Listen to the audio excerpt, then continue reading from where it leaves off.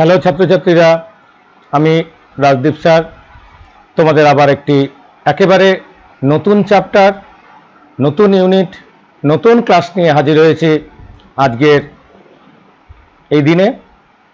এবং আমরা আজকে যে ক্লাসটি করতে চলেছি সেটি আন্ডারস্ট্যান্ডিং, বোঝা এবং সেই সঙ্গে ইনফরমেশান সমস্ত কিছু সহ তোমাদের কাছে সারা জীবন মনে রাখবার মতো ক্লাসগুলো আসতে চলেছে। এই ক্লাসগুলো করতে গেলে আমাদের একটু দীর্ঘ সময় লাগে, লং টাইম লাগে। মনে রেখো, এই যে লং টাইমে আমরা ক্লাসগুলো করি এর পেছনে কতগুলো লজিক আছে। আমরা একবারে গোটা ক্লাসটা তোমাদের সামনে শর্টে একটা অডিও ক্লিপের মাধ্যমে এর আগে তুলে ধরেছিলাম। তোমাদের মধ্যে তারপরে অনেকেরই প্রশ্ন করেছো যে এই ক্লাসগুলি স্যার ঠিক মতো বোঝা যাচ্ছে না, এবং আমি নিজেও জানি যে এই ক্লাসগুলোকে একটা মাত্র ক্লিপে বা অল্প কিছু সময়ের মধ্যে এটাকে পুরো ক্লাস করা যায় না। অনেক ভেতরে ডেপথ আছে। তোমরা যদি এই ডেপথগুলো নিতে চলো তাহলে দেখবে যে অন দ্য ওয়েতে এক্সামিনেশন, লাইফে এক্সামিনেশন তো একটাই নয়, লাইফে আমাদের নলেজ নিতে হয় এবং লাইফের অনেক রকম এক্সামিনেশন তাতে ফেস করতে হয়। নট অনলি দ্যাট, আমরা যদি নিজেরা যখন বড় হব, আমাদের যখন নিউ জেনারেশন তৈরি হবে, তোমাদের যখন নিউ জেনারেশন তৈরি হবে, তারা যখন তোমাকে প্রশ্ন করবে যে আধুনিক বিজ্ঞানে, আধুনিক বায়োলজিতে কি কিভাবে কাজ হচ্ছে, সেটা কতটুক তোমরা বলতে পারো, কতটুক জানো, সেই জানার বেসিসে কিন্তু তোমরা তোমাদের রেসপেক্ট আদায় করে নিতে পারবে যাদের সঙ্গে তোমরা ইন্টারঅ্যাক্ট করবে এই ক্লাসটি করার মধ্যে দিয়ে। কাজে আমি চিরকাল বলি যে এই ক্লাসটি আমার লাইফেও প্রচণ্ড ক্লাসিক্যাল, এবং যে টপিকগুলো আছে এই টপিকগুলো বায়োলজিতে এর আগে তোমরা কোনোদিনও পাওনি, কখনোই করনি, বা অল্প কিছু এর আগে তোমাদের হিন্টস দেওয়া হয়েছে। এই কারণেই ক্লাস 11-এ বায়োমলিকুল তোমাদের পড়তে হয়েছিল। বায়োমলিকুলে যে বিষয়গুলো পড়েছিলে সেখানে ছিল বেস, আর এখানে তার অ্যাপ্লিকেশন, এবং সেই সঙ্গে তোমাদের কাছে নলেজটাকে বাড়িয়ে দেবে। এবং এই চ্যাপ্টারটি যদি খুব ভালো করে করা যায়, নেক্সট যে আমাদের ওয়ার্ল্ডে যে রিসার্চ ফিল্ড আছে সেই রিসার্চ ফিল্ডে তোমরা খুব ভালো করে পার্টিসিপেট করতে পারবে। আমার মনে হয় যারা বায়োলজিতে এগ্রিকালচার নিয়ে পড়বে, শুধু এগ্রিকালচার নয়, ফিশারিজ হতে পারে বা যে কোনো ধরনের জেনেটিক্সের ইনফরমেশন হতে পারে, সব জায়গাতে এই চ্যাপ্টার কাজে লাগে। আর বায়োলজির যে নর্মাল চ্যাপ্টার যেগুলো আছে, যেগুলো তোমাদের ক্লাস 10-এ বা অন্যান্য জুনিয়র ক্লাসে এসে পড়া হয়, সেগুলো তোমরা দেখে এসছো, করে এসছো, এবং সেগুলো তোমাদের জেনারেল নলেজকে বাড়িয়ে যাবে। কিন্তু এটা জেনারেল থেকেও একটু বেশি এবং ইন ডেপথ বায়োলজি। বায়োলজিকে বুঝতে গেলে আমরা একেবারে মিডিল পার্টে চলে এসেছি। এরপরে দুটো তিনটে জিনিস তোমাদের বলি। অনেকেই মনে করছো যে সিলেবাস কমপ্লিট হবে। তো স্যার, সিলেবাস কমপ্লিট বিষয়টি যদি আমাকে বলে দেওয়া যায় আগামী সেপ্টেম্বর মাসের মধ্যেই বা 2 মাসের মধ্যেই সিলেবাসকে কমপ্লিট করে দেবার সম্ভব, সিলেবাস যদি করতে চাও। কিন্তু সিলেবাসটাকে যদি অল্প অল্প করে, গোটা চ্যাপ্টারটা আমি একদিনে পুরো লেকচার দিয়ে গেলাম, বলে গেলাম, সেটাকে বলা হয় না যে একবারে বেশি খেয়ে ফেললে বদহজম হয়ে যায়। এইভাবে তোমাদের একবারে বেশি খেয়ে ফেলে বদহজম হতে পারে। আমাদের ব্রেনের একটা ক্যাপাসিটি আছে, তাই জন্যই তো ক্লাসগুলো করা হয় স্মল স্মল পার্টে, ছোট ছোট ভাবে, যাতে করে তোমরা এক একটা অল্প অল্প করে নলেজ নিয়ে ব্রেনকে রেস্ট দেবে, আবার তারপরে 2-1 দিন পরে সেই নলেজকে আবার নিয়ে চলবে। এরকম করে যদি নিউ নিউ নলেজ নিতে পারি, সিলেবাসও সিলেবাসের মতো চলতে থাকবে। আর এক্সামিনেশনের ক্ষেত্রে বলি, কিছু জিনিসকে তোমরা যদি পারো, বিশেষ করে ইকোলজি চ্যাপ্টারগুলো কম্পারেটিভলি ইজি, যদিও সেখানেও ডেপথ আছে, তো সেই চ্যাপ্টারগুলো তোমরা কিন্তু এখনই অল্প অল্প করে রাখতে পারো। ডিজিজ পার্টটা এবারের জন্য বলে রাখছি সব থেকে বেশি ইম্পর্টেন্ট, তোমরা কতটা অ্যাওয়ার আছো। ডিজিজের কথাই আমরা যখন এলো, তখন সবচেয়ে বড় কথা আমাদের এই যে কোভিড এবং করোনা, যেটা আমাদেরকে দুঃস্বপ্ন দিয়ে রেখেছে, আমরা একেবারে তার মিড অফ দ্য টার্মে পৌঁছে গেছি। ভারতবর্ষে বলা হচ্ছে নাকি এটা একেবারে ডেপথে, বা অনেকে বলছে যেটাকে বলা হয় কমিউনিটি স্প্রেডিং, সেটাও নাকি শুরু হয়ে গেছে। এরকম আমরা জানি না কে কজন আর ভালোভাবে করোনার থাবা থেকে মুক্ত থাকতে পারবো, কিন্তু তবুও আজকে করোনা কিন্তু একটা বায়োলজিক্যাল ওয়ার্ল্ডে যে রিসার্চ চলছে, সেই বায়োলজিস্টরা আপ্রাণ চেষ্টা করে যাচ্ছেন, রিসার্চ যারা করেন তারা চেষ্টা করে যাচ্ছেন কি করে একটা স্মল মাইনিউট ভাইরাস তাকে কন্ট্রোল করা যায়।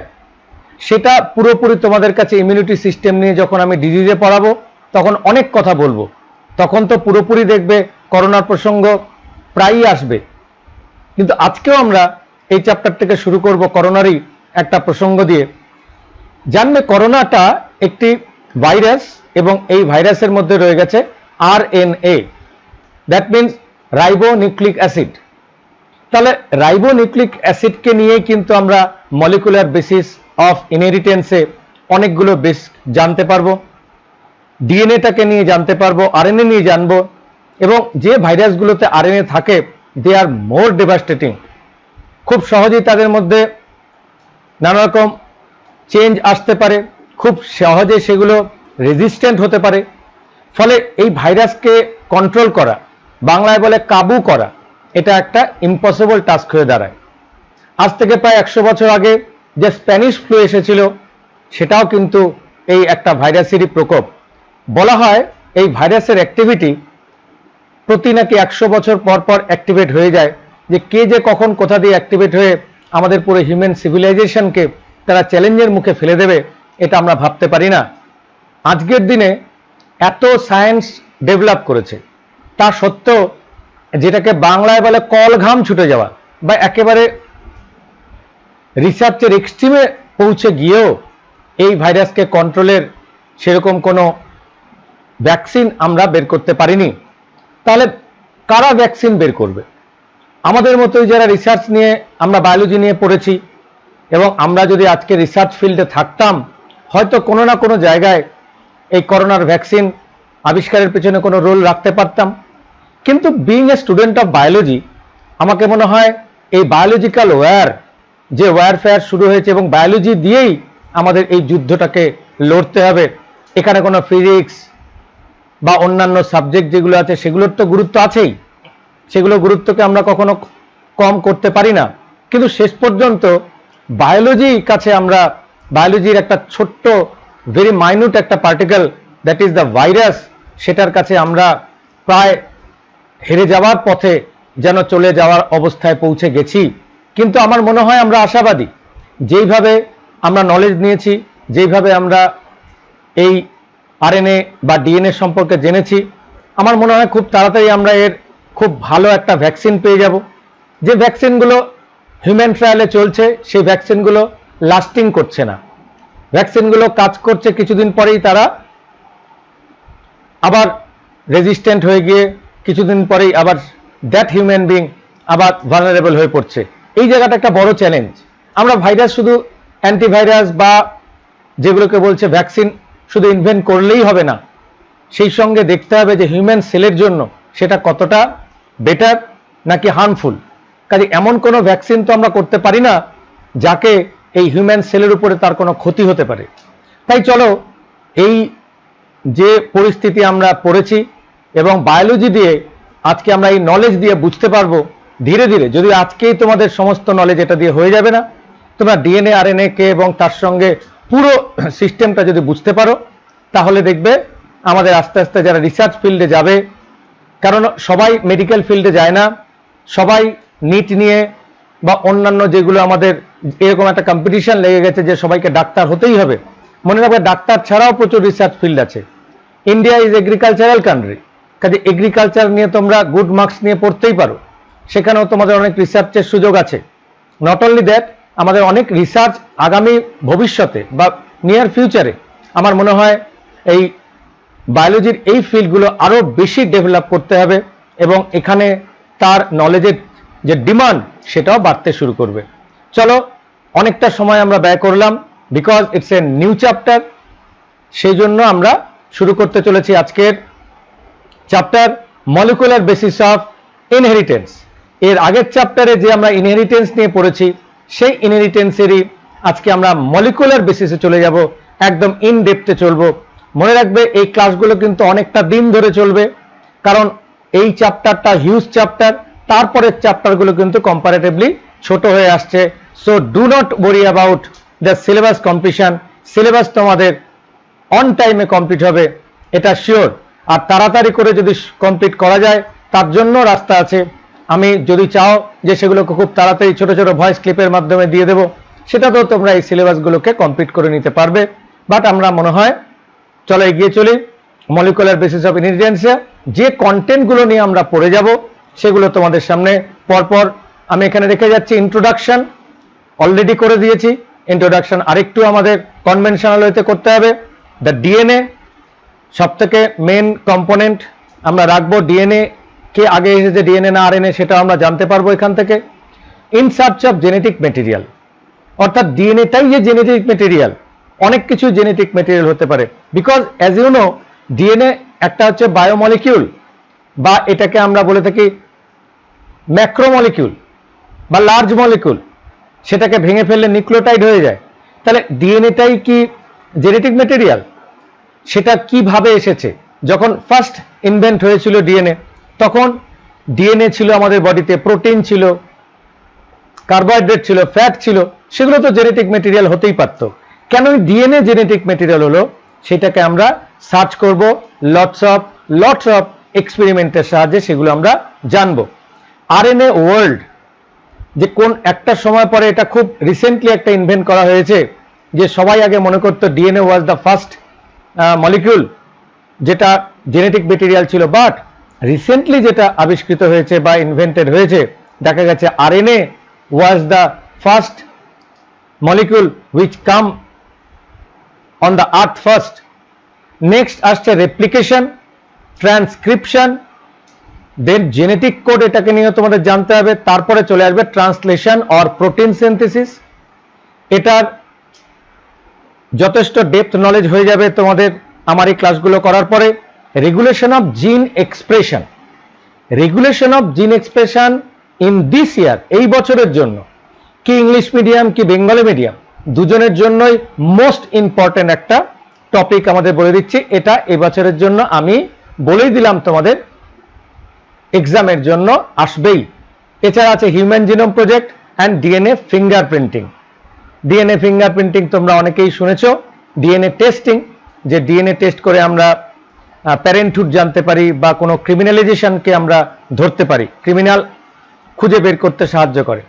সঙ্গে আরেকটা কথা তোমাদের বলে দিই, এই ধরনের যে চ্যাপ্টারগুলো আছে তার initial chapters are the basics, এখান থেকে শর্ট কোশ্চেন বেশি আসে, আর লেটার চ্যাপ্টারগুলো থেকে শর্ট অ্যান্ড ব্রড কোশ্চেন, এবং কোশ্চেন এক্সামে আসবার সম্ভাবনা কিন্তু letter part of the chapter থেকে বেশি থাকে।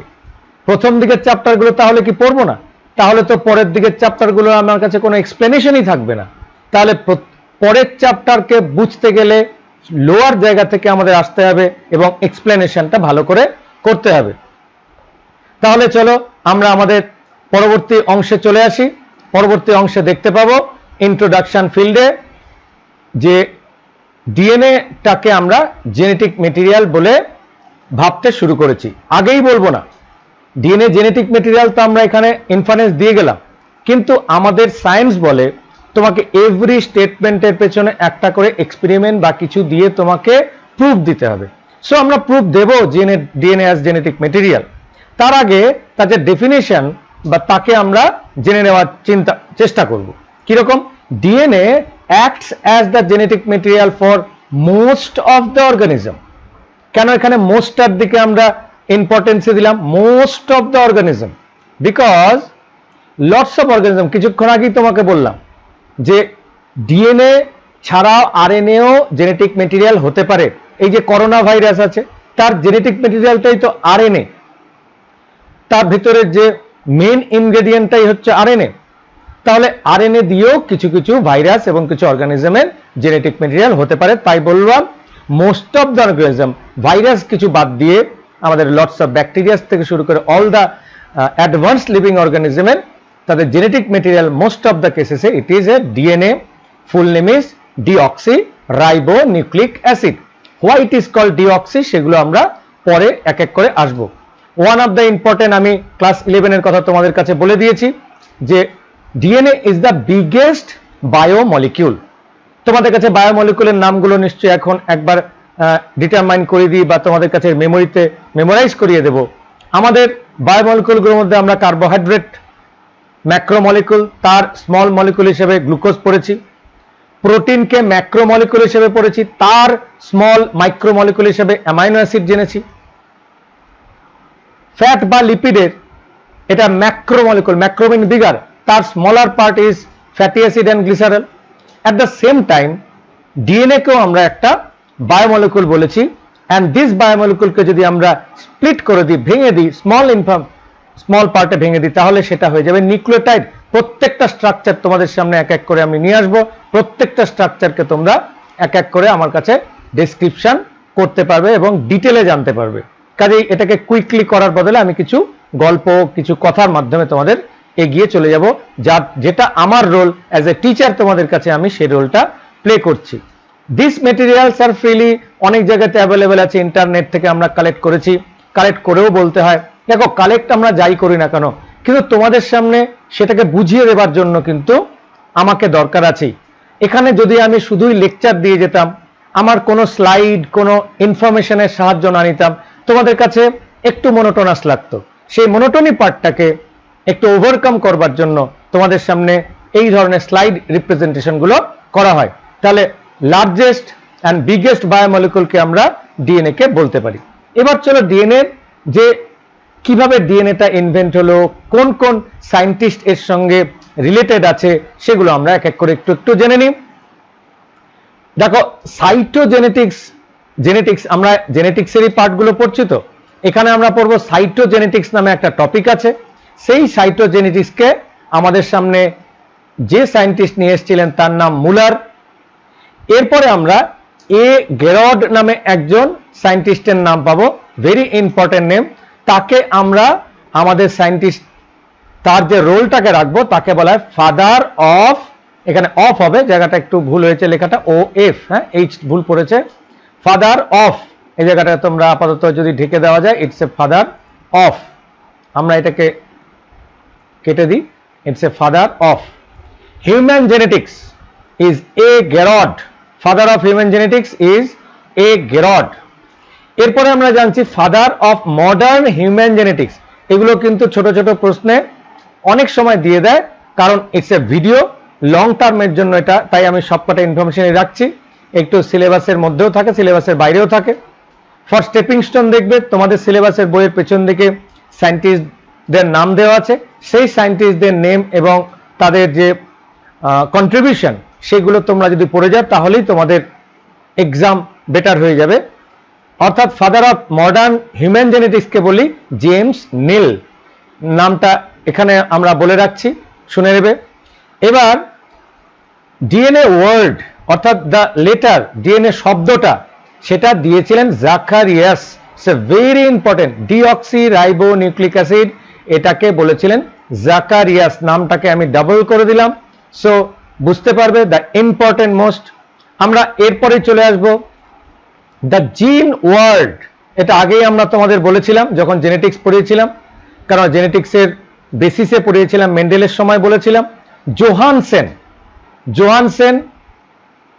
ওয়াজ দ্য নেম 1903, তিনি জিন ওয়ার্ডটা দিয়েছিলেন। তারপরের থেকে আমরা জেনেটিক্স এসছি, কারণ এর আগে তোমাদের বাই দ্য ওয়ে আমি বলে রাখবো যে এই জিন ওয়ার্ডটার আগে মেন্ডেল যে ওয়ার্ডটাকে দিয়ে জিনকে উনি বোঝাতে চেয়েছিলেন তার নাম নিশ্চয়ই তোমাদের মনে আছে, হি সেড ইট অ্যাজ ফ্যাক্টর। আজকে একটু মজা করে আমি অনেকের কাছে বলে দিই, যদি জিন নামটা না দেওয়া হতো তাহলে আজকের দিনে এটাকে ফ্যাক্টরেটিক্স বা এরকম কিছু একটা বলতাম আমরা, জেনেটিক্স না বলে। কিন্তু জিন ইনভেন্ট করেছিলেন জোহানসেন, সেই থেকে আমরা আমাদের স্টাডিগুলোকে জেনেটিক্স বলতে পারি। এরপরে চলে এসছে chromosome, the name chromosome, the term is given by Waldeyer. যে কোনো জায়গায় স্টার্টিং এ এই ইনফরমেশন গুলো ভেরি ভেরি ইম্পর্টেন্ট। 1988 মনে রাখবে, জিনের নামের আগে ক্রোমোজোমটা ইনভেন্ট হয়ে গেছিল 1888, ওয়াল্ডেয়ার। মনে রাখবে এই ক্রোমোজোমের পরে ক্রোমোজোমাল থিওরি অফ ইনহেরিটেন্স এর আগের ক্লাসগুলোতে তোমরা করেছো, যেখানে ক্রোমোজোমকে ইনভেন্ট করার পরে তারা আমাদের সাটার্ন বোভারি তারা বলেছিলেন যে কিভাবে ক্রোমোজোমটা জিনেরই মতো তাদের যে বিহেভিয়ারটা প্যাটার্নটাকে শো করে। এবার ওয়ান জিন, এটাকে বলা হয় পার্ট অফ ডিএনএ। তোমরা জানো আমরা বলেছিলাম যে জিন কি আমরা পার্ট অফ ডিএনএ, এটা অনেকদিন আগেই তোমাদের কাছে আমি বলে রাখি। একটা জিন কি পার্ট অফ ডিএনএ। আমরা চিরকালই তোমাদের সামনে কিছু এক্সাম্পল রাখি। ধরো আমি এটা যদি আমার একটা ডিএনএ হয়, আমি এটাকে কখনো ডিএনএ, কখনো ক্রোমোজোম, কখনো বিভিন্নভাবে এটাকে তোমাদের সামনে রেখেছি। আজকে যদি আমি হোল পার্টটাকে ডিএনএ বলে থাকি, তার এই যে স্মল স্মল পোর্শনগুলো দেখতে পাচ্ছ, এই যে স্মল, এই এক একটা পোর্শন, দিজ আর দ্য জিন। মনে রাখবে একটা ডিএনএতে কিন্তু খুব স্মল অ্যামাউন্ট অফ ডিএনএ বা part or gene are really active, transcriptionally active বলা হয়, যে এখান থেকে ট্রান্সক্রিপশন প্রসেসটা হয়। অর্থাৎ other whole DNA part is almost inactive. সবকটা জিন অ্যাক্টিভ হলে আমাদের কি অবস্থা হতো আমরা আজকে বলতে পারি না। চলো লেটস প্রসিড। তাহলে এক পার্ট কি অ্যাভারেজ, খুব ইম্পর্টেন্ট, 1500 নিউক্লিওটাইড থাকে একটা জিনে। 1500 অ্যাভারেজ নিউক্লিওটাইড থাকে, অ্যাভারেজ, গড়ে বাংলা বলে। নিউক্লিওটাইড গুলো কি, একটা একটা নিউক্লিওটাইডের স্ট্রাকচার তোমাদের দেখাবো। এর আগে ক্লাস 11-এ তোমাদের বলেছিলাম, আবার একটু স্মরণ করিয়ে দিই, একটু মনে করিয়ে দিই, পরে আবার বলাবো। নিউক্লিওটাইড হচ্ছে সেগুলো, ওই যে ফসফেট, সুগার, নাইট্রোজেন বেস, এই তিনটে মিলে নিউক্লিওটাইড তৈরি হয়েছিল, দ্যাট ইজ দ্য নিউক্লিওটাইড। সেরকম নিউক্লিওটাইড কতগুলো, অ্যাভারেজ 1500 নিউক্লিওটাইড। অবভিয়াসলি জিন ইজ অলসো এ পলিনিউক্লিওটাইড, সেটা আমরা রাখতে পারবো। এবং এই জিনের ওয়েট, একটা জিনের ওয়েট হয় 10.6 ডালটন। ডালটন নামটা এর আগে তোমরা পেয়েছিলে, কালার ব্লাইন্ডের সময় নামটা বলেছিলাম যে ডালটনিজম বলা হয় কালার ব্লাইন্ডকে, কারণ scientist Dalton was colour blind. যদিও তার নাম থেকে ডালটনিজম বলা হচ্ছে, কিন্তু ডালটনের real role, he invented the molecular weight, how to calculate molecular weight, he said it. So তার ইউনিটটাকে আমরা ডালটন বলে থাকি। So 10.6 Dalton. Gene has many parts. এই জিনগুলোর মধ্যে অনেকগুলো পার্ট থাকে, কারণ 1500 নিউক্লিওটাইড আছে। তাহলে জিনকেও যদি আমরা ইলেকট্রন মাইক্রোস্কোপ বা মোর ডিটেলে দেখি, তাহলে একটা জিনও কিন্তু এ ভেরি বিগার মলিকুল।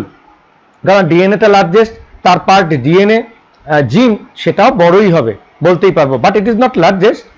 জিন ইজ নট লার্জেস্ট বড় molecule, but whole DNA is largest molecule. তার এক একটা ছোট ছোট পার্টগুলোকে আমরা কি কি নামগুলো বলি তোমাদের সামনে এখন ওয়ান বাই ওয়ান আমি রেখে দিচ্ছি। কি কি নামগুলো একদম ভালো করে খেয়াল করবে, ইয়েলো দিয়ে রেখে দিচ্ছি। দ্য পার্ট অফ জিন, পার্ট অফ জিন, number one is recon. Recon name says itself, it is responsible for recombination. এর আগের চ্যাপ্টারে তোমাদের রিকম্বিনেশন বুঝিয়েছিলাম, ক্রসিং ওভার হয়ে গেলে রিকম্বাইন হয়ে যায়, রিকম্বিনেশন হলে নিউ ক্যারেক্টার এসে পড়ে।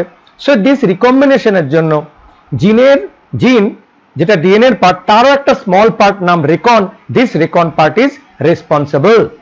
দেন second part is replicon, the second part is replicon, that is completely related with replication.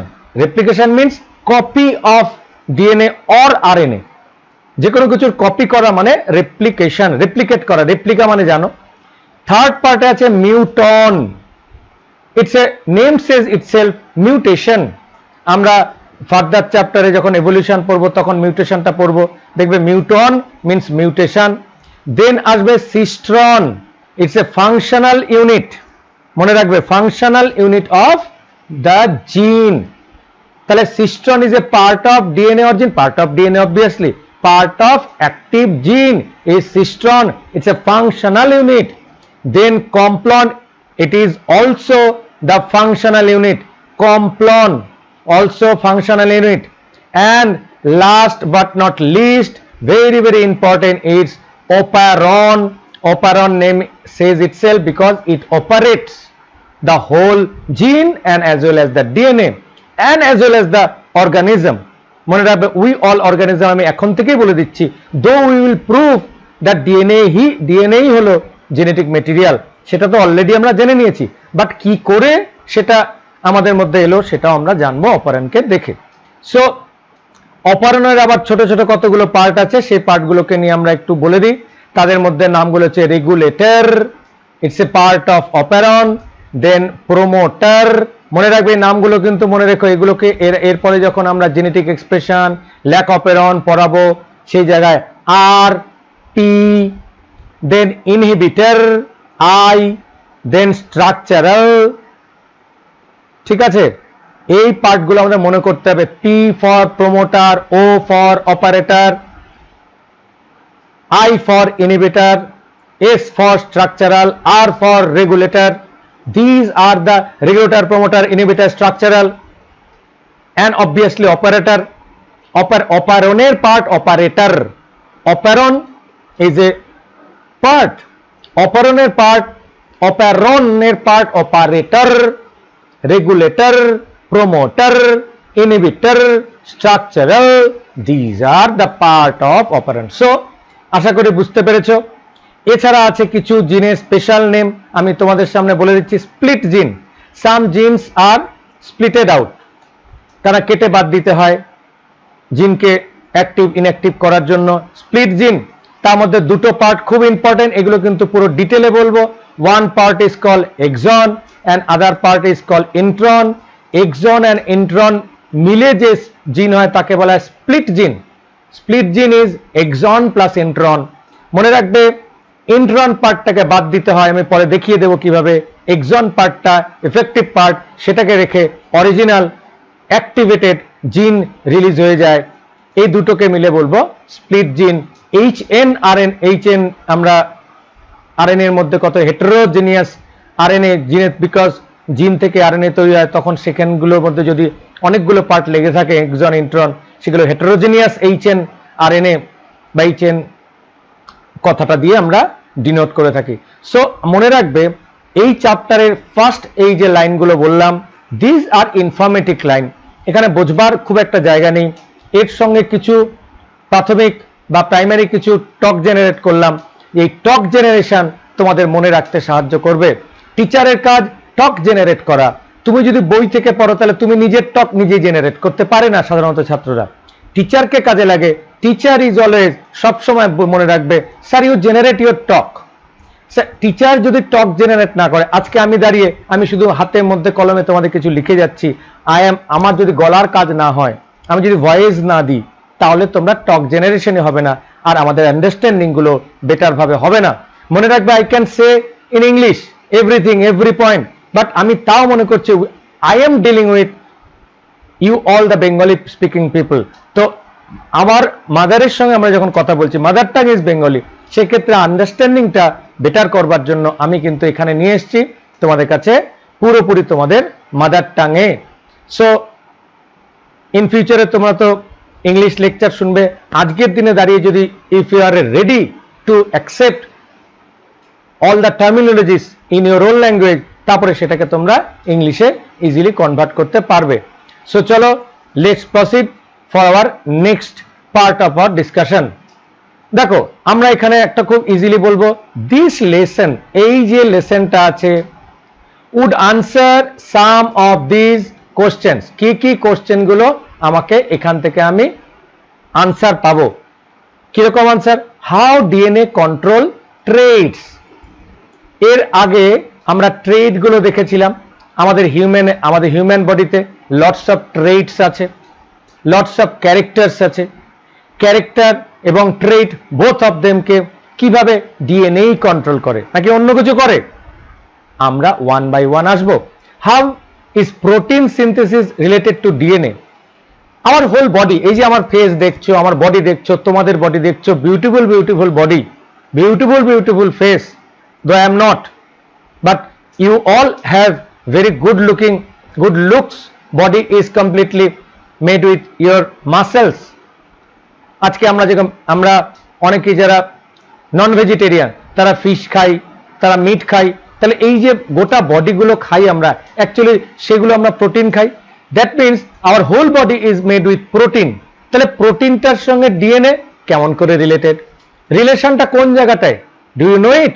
I think some of you may know, some of you may not know. সেটাকে আমরা connect করিয়ে দেব কিভাবে আমার প্রোটিনের সঙ্গে DNA as well as GN directly related, not only our body, plant body also related with same DNA. Planted the whole part is made with carbohydrate. This carbohydrate also connected with this DNA as well as RNA. So this is also our targeted question and we will try to find the answer. Next, our target is what is the role of RNA? So DNA শুধু জানলে হবে না, কিছুক্ষণ আগে তোমাদের বললাম আমার corona যে ভাইরাসটি আছে it is also RNA virus. তো আরএনএ ভাইরাস কি করে সেই ভাইরাস থেকে আরএনএটাই actually that RNA is controlling the virus, actually this RNA entering to our bodies, actually this RNA is replicating, that's why the virus is continuously replicating, virus is spreading out because this RNA is replicating, RNA is copying itself. বুঝতে পেরেছো? তাহলে এই যে relation গুলো তোমরা one by one যখন molecular বেসিসটা জানতে পারবে, এর সঙ্গে আমাদের modern biology highly related, so I have to discuss it in detail তোমাদের বুঝতে সুবিধের জন্য। So now coming with the most important part, সেই নিউক্লিক অ্যাসিড। আমি আবার এর প্রসঙ্গটা তুলে দেব। ক্লাস 11-এ পড়েছিলাম বায়োমলিকুলের 4টে part, carbohydrate, protein, fat and nucleic acid. সেই নিউক্লিক অ্যাসিডেরই আমরা নিয়ে পুরোপুরি জানবো। এর আগের বার আমরা তারই ম্যাক্রো অ্যান্ড মাইক্রো ফর্মগুলো জেনেছি। আজকে আমরা macro as well as micro form সবকটাই এই চ্যাপ্টারের মধ্যে তোমাদের ক্লিয়ার করে জানতে পারবো। তার আগে আমরা বায়োমলিকুল হিসেবে নিউক্লিক অ্যাসিডকে আমরা কেন ইম্পর্টেন্সি দেব এবং কোন নিউক্লিক অ্যাসিড অ্যাকচুয়ালি আমরা রাখবো সেটা বলে দিচ্ছি। নিউক্লিক অ্যাসিড এই নেমটাকে যদি আমরা অ্যাব্রিভিয়েটেড করে দিই, শর্ট ফর্ম করে দিই, তাহলে কি পাবো? NA, N for nucleic, A for acid. বাংলায় নিউক্লিয় অম্ল এই ধরনের নামগুলো বলে থাকি, যারা বাংলা শুনছো তাদের জন্য বলছি। তাহলে নিউক্লিক অ্যাসিড, তার আগে একটা ডি জুড়ে দাও, DNA, ডিঅক্সিরাইবোনিউক্লিক অ্যাসিড। তার আগে আর জুড়ে দাও, ribo NA nucleic acid. So it has two types of nucleic acid, one is DNA, deoxyribonucleic acid, and other is RNA, ribonucleic acid. So it's a DNA and next is RNA, ribonucleic acid. Why the name is deoxy? আমরা আস্তে আস্তে বলবো। কিছু important information দিয়ে আমার কথাটা শোনো।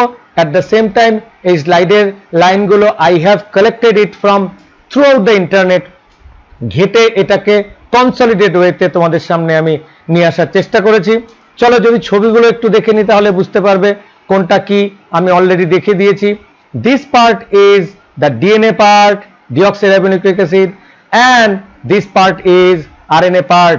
Completely বুঝতে পারছো এখানে কি বিষয়টা আছে। ডিএনএ ইজ ডাবল স্ট্র্যান্ডেড, দুটো স্ট্র্যান্ড দেখা যাচ্ছে, আরএনএ তে একটা সিঙ্গেল স্ট্র্যান্ড দেখা যাচ্ছে, RNA is single stranded. Let's proceed for the some important informations. DNA offered several advantage over RNA and was chosen by natural selection. RNA আগে এসছে তাই RNA রেখেছি, DNA দুটো স্ট্র্যান্ড লেগে DNA হয়েছে তাই DNA কে পরে রেখেছি। কিন্তু মনে রাখবে এই দুটোর মধ্যে কাকে আমরা জেনেটিক মেটেরিয়াল হিসেবে চুজ করব, কেনই ডিএনএটাই মেন জেনেটিক মেটেরিয়াল হলো, সেটা কিন্তু এক্সামের জন্য important question.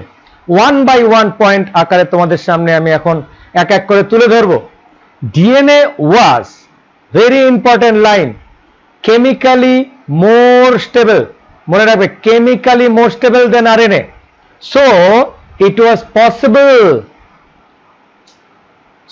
Possible to maintain greater length of DNA in comparison to RNA. Maintain greater length, কারণ RNA অলওয়েজ পার্টে পার্টে থাকে, RNA কখনো লং লেংথে থাকতে পারে না। বিকজ একটা আমি যদি ডাবল হেলিক্স স্ট্রাকচার নিই, সেটাকে যদি একটা সুতোকে নিয়ে আমি পেঁচিয়ে দিই, তাহলে দুটো সুতো, এটাকে মনে রাখার জন্য বলছি, অনেক বেশি স্টেবিলিটি নেয় রেদার দেন ওয়ান থ্রেডটা পার্ট পার্ট ছোট ছোট হয়ে খুব ইজিলি ফ্র্যাজাইল বা ফ্র্যাগমেন্টেড হয়ে যেতে পারে। সেজন্য length wise DNA is stable. Number 1, RNA has a hydroxyl group. কিছুক্ষণ পরেই দেখাবো, এর 11-এ বলিয়েছিলাম, আজও তোমাদের বলে দেবো। আরএনএ এর মধ্যে হাইড্রক্সিল গ্রুপ প্রেজেন্ট থাকে ইন 2' কার্বন। আমি এটা দেখিয়ে দেবো, এখন তোমাকে দেখাতে পারছি না, এরপরে যখন আমরা নিউক্লিওটাইডের পুরো ছবিটা দেখাবো। কারণ কার্বনের যে নাম্বারগুলোকে 1 2 3 4 5 পেন্টোজ যে সুগারটা আছে তার সুগারে যে 5 কার্বন আছে, ইচ কার্বনের প্রেজেন্টকে প্রাইম পজিশন বলা হয়। তার সেকেন্ড প্রাইম পজিশনের মধ্যে রয়ে গেছে OH, অ্যান্ড অলসো থার্ড প্রাইমেও একটা OH থাকে। This hydroxyl group invites the hydrolysis reaction, and also it was not possible to maintain long length of RNA molecule. Remember, যত বেশি হাইড্রক্সিল গ্রুপ বেশি থাকবে, that will be more fragile, easily break up হয়ে যাবে। Hydroxyl group থাকলে সেগুলো ওয়াটারে convert হয়ে যেতে পারবে তাড়াতাড়ি। আমরা যদি হাইড্রক্সিল গ্রুপকে কমিয়ে দিতে পারি, ডিঅক্সি করে দিতে পারি, তাহলে সেটা আরএনএ এর কম্পারিজনে, একটা তো আছে, কম্পারিজনে একটু বেশি স্টেবিলিটি পাবে। Why DNA is more stable? Because DNA has less hydroxyl group. RNA is more vulnerable, less stable than DNA because it has two hydroxyl group. দেখিয়ে দেব 2 and 3 prime position এ, ভালো করে দেখব। এবারে দেখব this hydroxyl group was absent in DNA leading to stability of DNA molecule. So এই যে second পয়েন্টটাও আমি দিলাম, এই সেকেন্ড পয়েন্টটা কিন্তু ভালো করে মনে রাখবে, এর সঙ্গেই আছে প্রথমে। কিন্তু আমি অর্থোডক্স ভাবে এখানে তোমাদের সেকেন্ড পয়েন্ট নিয়ে এসেছি। DNA was capable in handling self repairing replication process due to presence of thymine instead of uracil. তোমাদের এর আগে অনেকবার বলে দিয়েছি, ডিএনএ স্ট্রাকচারের মধ্যে থাইমিন নামে একটা স্পেশাল নিউক্লিওটাইড থাকে, অ্যান্ড ইউরাসিল ডিএনএতে অ্যাবসেন্ট থাকে। সেরকমই আরএনএতে ইউরাসিল থাকে, সেখানে আরএনএতে কোনো থাইমিন থাকে না। Thymine means T is absent in case of RNA. Remember, এটা না থাকার জন্য থাইমিন যেখানেই থাকবে তার স্টেবিলিটি অবভিয়াসলি তার বন্ডিং এর কারণে বেটার হবে। ইটস এ কেমিক্যাল বন্ডিং নেচারে। So thymine is always stable than uracil. It is a important information.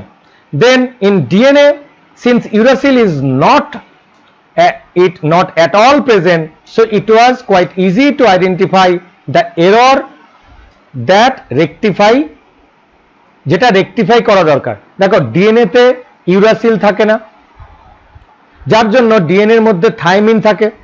Thymine কি করে? রেকটিফাই করতে সাহায্য করে। ডিএনএ তে যদি কোনো রং ইনফরমেশন এসে যায়, রং নিউক্লিওটাইড এসে জুড়ে যায়, যেটা কিনা মিউটেশন করে দিতে পারে, পয়েন্ট মিউটেশন তোমাদের এর আগে বলেছি, তাহলে সেই পয়েন্ট মিউটেশন গুলো রেকটিফাই করা যায়, কারেক্ট করা যায় যদি থাইমিন থাকে। ইউরাসিলকে কারেক্ট করাটা comparatively less easy. So easily correctable is thymine. Very important একটা information. Then number third point, DNA is also offer more information. কেন ইনফরমেশন মোর দেবে? and easily because of its double helix structure. So DNA এর মধ্যে একটা helix আছে, একটাই তার strand, এই যে দেখতে পাচ্ছ, only one strand. সো এটার মধ্যে মোর থাকবে না, এটার মধ্যে 1 and 2, তো obviously informations are more. So it is very important, কাজেই এটার মধ্যে কিন্তু তোমরা খুব ইজিলি মাথায় রাখার চেষ্টা করবে।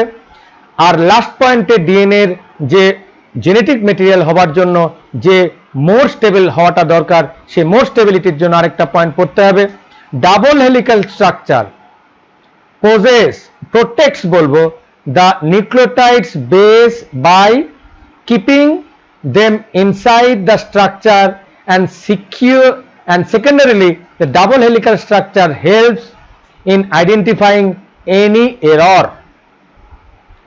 সবচেয়ে বড় কথা, যখন ডিএনএ রেপ্লিকেট করবে, কপি করবে, আর আরএনএও কপি করবে, আরএনএ এর কপির তুলনায় আরএনএ তে যদি কোনো একটা জিনিস পার্মানেন্ট হয়ে যায়, সেটা খুব সহজে নষ্ট হয় না, কারণ আরএনএ ভাইরাসের মধ্যে যে ইনফরমেশনটা আছে খুব ইজিলি সেই ইনফরমেশনটা নষ্ট করা যাচ্ছে না, সেই নিউক্লিওটাইডটাকে রিপ্লেস করা যাচ্ছে না। হোয়ারেজ ডিএনএতে যদি এরর হয়ে গিয়ে ভুল হয়ে গেছে, কাটাকুটি করে সেটাকে আমি ছিঁড়ে সুন্দর করে টেপ মেরে ঠিক করলাম, ডিএনএ কে এইভাবে রিপেয়ার করা যাচ্ছে। কোনো এরর থাকলে, কারণ ওই যে থাইমিন আছে, থাইমিন থাকার জন্য error repairing is very important.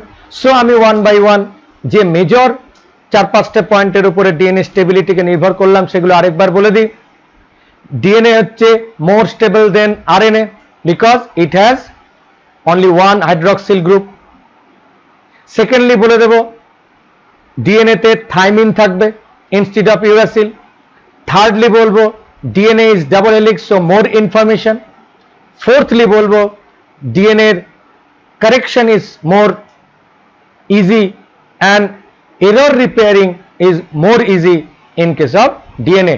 These 4 points এর জন্য মেজরলি, এছাড়া অনেক পয়েন্ট আছে আমি কালেক্ট করে নিয়েছি, অনলি স্মল ইনফরমেশন, ছোট করে মেইন ইনফরমেশন রাখলে তোমাদের ইজিলি মনে রাখতে পারবে, সেজন্য আমি বায়োমলিকুলার এই চ্যাপ্টারটিকে ইম্পর্টেন্ট বলে দিয়ে ডিএনএ স্টেবিলিটির কারণ তোমাদের কাছে এক্সপ্লেন করে দিলাম।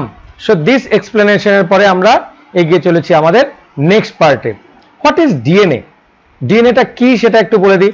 ডিএনএ পুরো নাম ডিঅক্সিরাইবোনিউক্লিক অ্যাসিড, অলরেডি মেনশনড, তোমাদের কাছে বলে দেওয়া হয়েছে, এটাকে নিয়ে নতুন করে বলছে না, কিছু রিপিটেড ইনফরমেশন আছে। Double standard helical structure, helical means some coil আছে। DNA is a polymer that is polynucleotide. So DNA এর মনোমারকে কি বলবো? Monomer is nucleotide, polymer is polynucleotide. বুঝতে পেরেছো? সেরকম মনোমার ইউনিট ইজ ডিঅক্সিরাইবোনিউক্লিওটাইড। একটা কথা তোমাদের এখানে বলে দিই, আমরা যদি মনোমার অফ ডিএনএ, এটাতে অনেকেরই ভুল করে, অনেকে বলে দেয় nucleotide. It is not the actual nucleotide. Nucleotide is a whole generation, আমরা ওটাকে বলবো ডিঅক্সিরাইবোনিউক্লিওটাইড, বিকজ ডিঅক্সিডেশন হয়ে যায়, একটু পরেই দেখাবো। আর যদি একসঙ্গে বলে রাখছি, আরএনএ এর ক্ষেত্রে মনোমার ইউনিটকে বলবো রাইবোনিউক্লিওটাইড। তো রাইবোনিউক্লিওটাইড, ডিঅক্সিরাইবোনিউক্লিওটাইড অ্যাকুমুলেট করলে হবে নিউক্লিওটাইড। নিউক্লিওটাইডের দুটো part, deoxyribonucleotide and ribonucleotide. So monomer unit of DNA is deoxyribonucleotide. আমি এটার মধ্যে মনে করিয়ে দিচ্ছি ভালো করে, অনলি নিউক্লিওটাইড অনেকে লেখে, কোশ্চেনে করা হয়, সো সেই কোশ্চেনগুলো ভুল হয়ে যায়, রিমেম্বার এটা। So monomer unit of DNA is deoxyribonucleic. Why it is deoxy? Because deoxidation হয়ে যায়, পরে দেখিয়ে দিচ্ছি। Length of DNA determines, length of DNA determined by the number of nucleotide. Obviously এটা ইজি কথা, কিছুক্ষণ আগে বলেছিলাম 1500 নিউক্লিওটাইড, দ্যাট ইজ ডিঅক্সিরাইবোনিউক্লিওটাইড থাকে কার? ডিঅক্সিরাইবোনিউক্লিওটাইড থাকে ডিএনএ তে, একটা জিনে অ্যাভারেজলি। তাহলে একটা হোল ডিএনএ তে হোল লট অফ নিউক্লিওটাইড থাকে, তাহলে সেই নিউক্লিওটাইড গুলো যত বেশি হবে, যত পলি, 10টা হলে যা হবে, 20টা হলে অবভিয়াসলি তার length will be more. So more লেংথের ডিএনএ হলে মোর নিউক্লিওটাইড লাগে। সো মেজর ইম্পর্টেন্ট পয়েন্ট তোমাদের সামনে আমি শেয়ার করে দিলাম। সো সেম থিং, যে জায়গাটা আমি বলেছি খুব কুইকলি কভার করে দেবো। What is RNA? ডিএনএ পারলে সবকটা বলে দেবে। Ribonucleic acid, single stranded structure, it's a not double helical but helical, sometime helical structure. RNA polymerase, polynucleotide, and the monomer unit is only ribonucleotide নয়, ribonucleotide. কালারটাকে change করে দিই, ribonucleotide. এটার জন্য এই চ্যাপ্টারটাকে বা এই পার্টটাকে, স্লাইডটাকে তোমাদের সামনে আমি দেখিয়ে দিলাম। This is the single standard structure of RNA and this is the nucleotides. এই যে 1 2 3 4 এগুলো দেখছো, these are the nucleotides, একটাই স্ট্র্যান্ডের মধ্যে আছে। so these are nucleotides. so let's proceed, আমরা এগিয়ে যাই। তো একটা নিউক্লিওটাইডের স্ট্রাকচার ক্লাস 11 এ তোমাদের ভালো করে করিয়ে দিয়েছিলাম, আজকে তোমাদের ওটাই একটু কুইকলি করে যাব যাতে সিলেবাসটা একটু তাড়াতাড়ি হয়ে যায়, তোমরা বুঝতে পারবে। আর নিউক্লিওটাইড হ্যাজ 3 কম্পোনেন্টস। মনে রাখবে দিস দ্য রাউন্ডেড স্ট্রাকচার কে এর আগে এরপর থেকে আমরা এটাকে অনলি রাউন্ড বলবো। Phosphoric acid or PO4, this is the sugar part, pentose sugar, remember it is the pentose sugar part, and কালারটাকে চেঞ্জ করে তোমাদের সামনে আমি দিয়ে দিচ্ছি তাহলে বুঝতে সুবিধা হবে কোনটা। and this is the nitrogenous base, আমি একটু বের করে দিচ্ছি বুঝতে সুবিধা হবে। সো পেন্টোজ সুগার মিডল পার্টে আছে, নাইট্রোজেন বেস রাইট হ্যান্ডে আছে, আমি দেখিয়ে দিলাম, and phosphate group. And the phosphate group কোনটা নিশ্চয়ই বুঝতে পারবে, আমি বলে দিচ্ছি this part is the phosphate group PO4, লিখে দেওয়া আছে phosphate group, pentose sugar and nitrogen base. এই জায়গাটাতে তোমাদের একটা ছোট ছোট ইনফরমেশন আমি একটু দিয়ে দিই। রিমেম্বার এই যে আমি যেখানে বক্স করে দিচ্ছি দিস পার্টে আছে number 1 prime carbon, 2 prime carbon, 3 prime carbon, 4 prime carbon, and the out and next carbon it is not the carbon, the 5 prime, this is the carbon, it is 5 prime carbon already has been showed here, যেটাকে শোন করা আছে তোমাদের সামনে তোমরা দেখতে পাচ্ছ। and this 5 prime carbon এর সঙ্গে যে লেগে থাকে it is the phosphate group, and first prime কার্বনের সঙ্গে লেগে থাকে the nitrogenous base। আর এটা যেহেতু আরএনএ স্ট্রাকচার বা একটা হোল নিউক্লিওটাইড স্ট্রাকচার, সেখানে গিয়ে তোমাদের সামনে পরিষ্কারভাবে দেখতে পাচ্ছ 1 and 2 hydroxyl groups are present. এটা একটা নিউক্লিওটাইডের common structure, and obviously RNA তো এই স্ট্রাকচারটাই থাকে। সো এখানে দুটো হাইড্রক্সিল গ্রুপ অনেকটা কানের দুলের মতো মেয়েদের এরা ঝুলতে থাকে।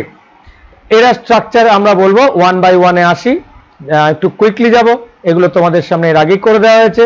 পেন্টোজ সুগার, এর আগে যে 5 কার্বন সুগারকে পেন্টোজ মিন্স 5 কার্বন 5 বলে এটাকে পেন্টোজ সুগার বলা হয়। Monosaccharide with 5 carbon atoms, 5 ribose sugar, and deoxy ribose sugar in case of DNA. Ribose sugar থাকবে আরএনএ তে, ডিঅক্সি রাইবোজ সুগার থাকবে ডিএনএ তে।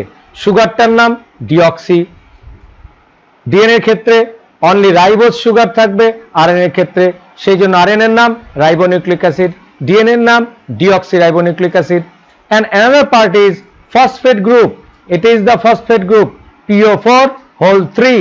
so this phosphate group has parts, that is the inorganic salt phosphorus, inorganic salt phosphorus আমাদের ফুডের সঙ্গে যেতে হয় to form to manufacture this DNA। মনে রাখবে ফসফরাস আমাদের আউটসাইড থেকে নিতে হয় খাওয়ার জন্য। forms the backbone of polynucleotide। এই যে আজকে ডিএনএটা দেখছো, এই ডিএনএ এর মধ্যে যে কালার করে যে স্কাই কালার এন্ড ইয়েলো কালারের ব্যাকবোনটা দেখছো, this backbone is manufactured with this phosphate and sugar group, দুটো মিলে ব্যাকবোন হয়। কে বাকি রয়ে গেল? বাকি রয়ে গেল নাইট্রোজেন বেস। কাজে নাইট্রোজেন বেসের মধ্যে আমরা আসি, নেক্সটে আসে আমরা অবভিয়াসলি ফর শিওর চলে এসেছি নাইট্রোজেনাস বেসের দিকে। এগুলো ক্লাস 11এই তোমাদের সামনে ভালো করে দেওয়া হয়েছে, ডিটেলে একটু বলার চেষ্টা করছি, মনে রাখবে। Nitrogen base containing compound with the properties of base, so it is called nitrogen base, acid base। মনে রাখবে নাইট্রোজেন বেস, এটার মধ্যে বেস বা অ্যাসিড এন্ড বেস তোমরা জানো যে রিঅ্যাকশনে দ্য প্রপার্টিস অফ বেস, বাংলায় বলে ক্ষার, হিন্দিতে সার, এই ধরনের নামগুলো বলা থাকে। two types of nitrogen base are present, one is called purine and other is called pyrimidine, very important to remember। nitrogen base দু রকম, one is purine, other is pyrimidine, purine pyrimidine, purine pyrimidine। পিউরিনের আছে তিনটে, এর আগে আমরা বলবে পিউরিনের আছে দুটো, আমরা ভাববো ভালো করে 2 পিউরিমিডিনস, ভালো করে বুঝবে তো। যেমন আমরা এখানে আমরা করেছি, and pyrimidines are 3, 2 purines 3 pyrimidine, এগুলো ভুলে গেলে চলবে না। purines are 2 ringed structure, purines are 2 ringed structure। Class 11 এ বলেছিলাম this is one ring and this is another ring, 2 rings। purine also 2 rings, দেখো এটাও purine, purine are 2 rings। আমি এটা সরিয়ে দিচ্ছি পিউরিনের মধ্যে রিংগুলো যাতে বুঝতে তোমাদের সুবিধা হয়। আমি আবার সরিয়ে দিচ্ছি, দুটো রিং দেখিয়ে দিয়েছি। One purine name adenine, other purine name is guanine.